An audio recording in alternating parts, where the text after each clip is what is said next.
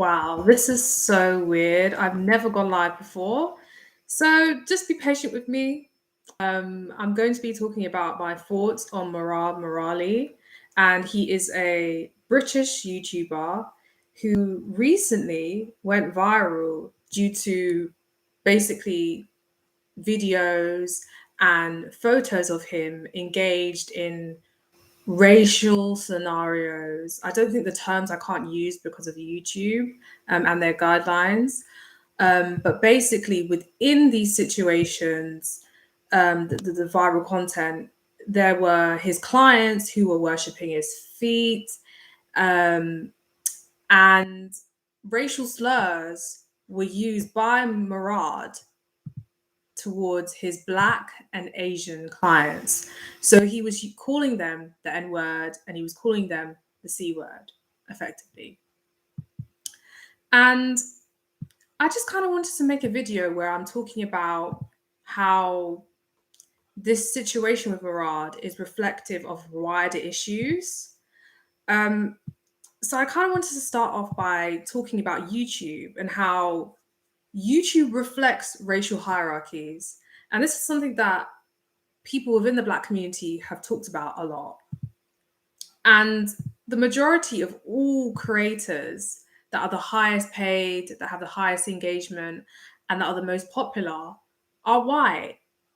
And even then, if you look at those that are Black or people of color, they, if they are very popular, tend to be quite apolitical.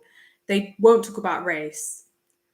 And this is where Murad's content sort of stood out because, as a South Asian and Arab man, he was talking about racism. He was talking about racism within his community, right?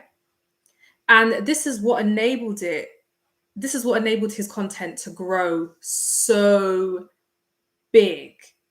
And I think it really links to our need to feel seen and heard and understood. But I will not deny, looking back at this, I cringe. I feel embarrassed. Do you know why? Because I feel like it was extremely obvious that Murad was pandering. Why is he talking about issues within the Black community so much? Because it gets clicks, because it brings an audience in a way that when Black creators talk about the very same issues, it just doesn't go that way. And we know that these ideas around how we talk about race, how we talk about these social issues, right, in our community, people have been murdered, people have been assassinated, people have been silenced, people disappear.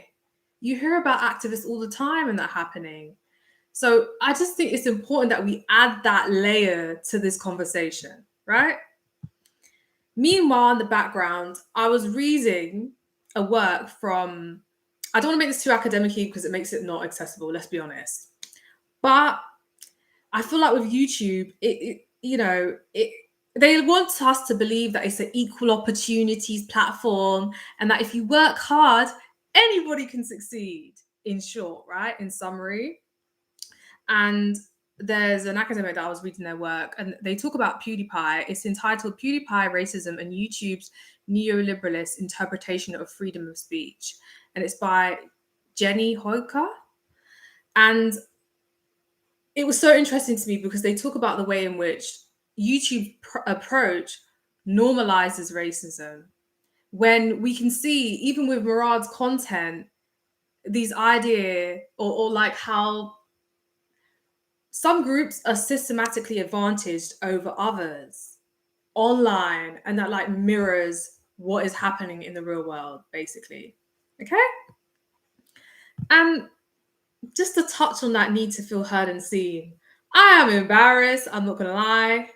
And I feel that he obviously had observed these dynamics within the Black community and saw it as an opportunity, specifically when it comes to stuff around Black women and Love Island and all of that. And just thinking back like Nunu and Backchat London, all of that, you just look at it very differently now, right? And this was never his responsibility. It was never his responsibility to be vocal on our issues, on intra-community issues. And I felt that he overstepped his boundaries. He's not a part of the Black community. You know, to the allies out there, there's nothing wrong with showing support, but you should never consistently be the center of attention around a community's issues that you are not a part of. And it just that is the huge contradiction. And then it then shows it was a huge red flag that I feel like I should have picked up on. Like, especially when you look at TikTok, there's always these non-Black creators doing dancing to Afro beats and dancehall, and it gets so much views, it gets so much engagement. And I think it's because of that need to feel seen and heard, which I can't judge anybody about. But I just think that we should be critical. And going forward, especially for me, as someone that feels that I was swindled, I definitely will be more critical going forward, because I can see it when it's a creator doing dancehall and dancing and that kind of cringy pandering thing that we see all the time. But for some reason, why didn't I notice it in this context? It's just, for me, it was just a lot to take in. And I'm like, wow, looking back, it is obvious as hell. Okay? So the next point I kind of wanted to move on to is like racism within the adult entertainment industry. And I think people want to have this kind of, what goes on in the bedroom stays in the bedroom. But my huge issue with that is that the bedroom, how we view race and sexuality go hand in hand in how we treat each other.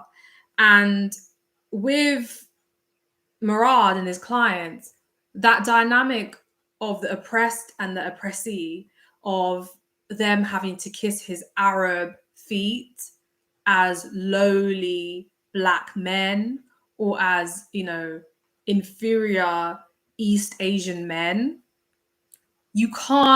that is not something that can just be overlooked or something that is just a transaction. I think there's a lot of that argument going around. And I just kind of want to do a quick rebuttal on that, because I think that, our history of those that partake in race play, and, it makes you think of the sociological concept, sense of self. How are you viewing yourself if you are comfortable being degraded in those situations? How are you viewing your identity as a Black man? How are you viewing your identity as an East Asian man? There has to be some insecurity. Like, I'm no mental health specialist, but just from thinking about it, it really makes me think about this sort of inferiority that we feel in a white society and that we should unlearn.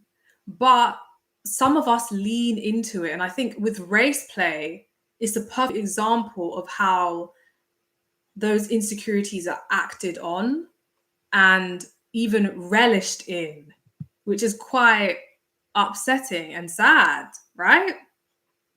And just to go a little bit further into the history of how Black people are viewed as sexual deviants. We're seen as hypersexual, we're seen as promiscuous. And just to add on to that, what goes in the bedroom stays in the bedroom, that has huge ramifications. We're seen as objects. If you're an object, can you be violated? Can you consent? Like, we really need to think about how that, and when I'm talking about Black people have done we are thinking actively about this. I really want non-Black people to start to think about how all of this interconnects, because these ideologies, these dynamics in race play are racist. There's no other way around it. It's not just a transaction. It's not this thing where, oh, it goes on, but we don't need to know about it. It's something that, with Murad specifically, actively contradicts his whole, how he presented himself to his audience, which was overwhelmingly Black women. Okay? All right. So, wow. Wow, wow, wow. Mm, just had to take that in for a second. But moving on. So, I think, especially with the black men element, right? I think about the colonial trope of the brute caricature. And the definition of this is really the way in which black men during the 1800s were seen as wild animals that were predators and that prey on innocent, this sort of fragile femininity of white women. Immediately when I'm saying that, I edit this now, not gonna lie. But what appears in my head is basically what I was saying, is that this view of I kind of been put off now. But basically, it's just the way in which adult media has this imagery, and this strongly links to why millions of black men were lynched, why they were violated, why they were exploited, like why they were killed, okay? Because of these ideas around black male sexuality. And I just think when you're black, you're very aware of the fact that this line between being fetishized and feared is very thin. And I always see these videos of, like, I think, was it maybe a month ago, I saw this video of a black man walking through Thailand and these women were grabbing him. That's not a compliment, hon. And I think it's easy for us to get it confused because of the world we live in, but that is not a compliment. They see you as a sexual object. That is not a compliment. And yeah, that's basically everything I thought on the Murad situation. I reflect on my own weaknesses, because how did I fall for this? Please, embarrassing. Um, yeah. And I just think it's like he observed what would be needed, right, to engage a black audience. He got the engagement and he was like, yes, this is the way. This is how we're gonna engage black people. And basically, looking back, I just feel naive as hell. But yeah, that's basically all I wanted to say on the Murad situation. I hope you enjoyed this video. Bye.